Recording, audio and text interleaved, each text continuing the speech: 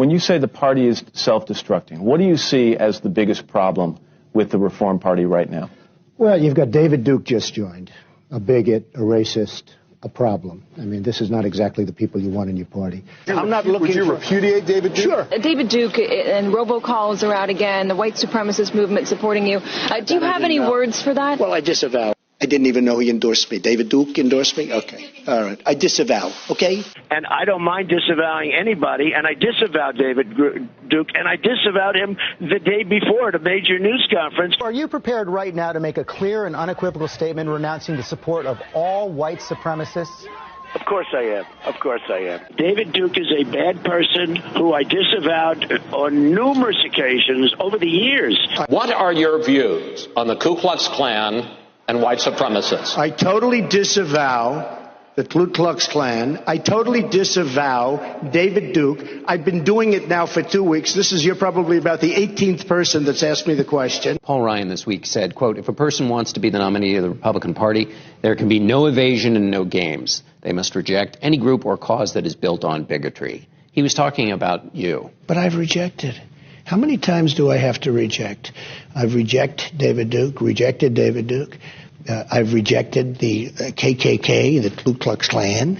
From the time I'm 5 years old, I rejected them. David Duke announced his Senate candidacy, claiming your agenda for his own, or essentially saying, glad that you spoke out. Are you ready before you ask the question? Newt Gingrich said every Republican should repudiate this guy no matter what it takes. And I do.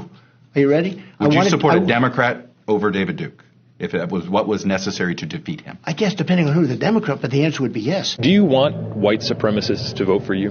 No, I don't at all. Not at all. And I will tell you, this is not about hate. This is about love. We condemn in the strongest possible terms this egregious display of hatred, bigotry, and violence on many sides. On many sides. Racism is evil. And those who cause violence in its name are criminals and thugs, including the KKK, neo-Nazis, white supremacists, and other hate groups that are repugnant to everything we hold dear as Americans. And you had people, and I'm not talking about the neo-Nazis and the white nationalists, because they should be condemned totally.